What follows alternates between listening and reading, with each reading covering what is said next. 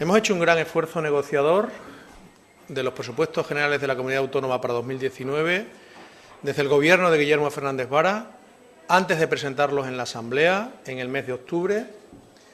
Después del debate de totalidad hemos seguido abiertos a los grupos parlamentarios a sus aportaciones y al diálogo y a la negociación. Ha habido un diálogo intenso en los últimos días y ayer y hoy hasta el último minuto. Yo valoro el esfuerzo negociador que ha hecho el Grupo Parlamentario Podemos y también valoro el esfuerzo negociador del Gobierno de Guillermo Fernández Vara para que tengamos unos presupuestos para la mayoría social.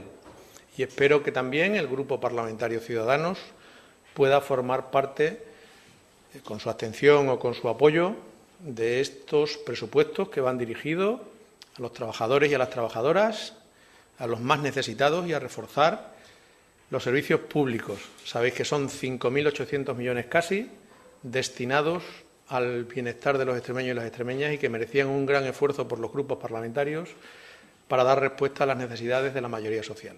Y al final de la votación, como siempre, haremos una pormenorizada valoración de esta negociación intensísima hasta el último minuto.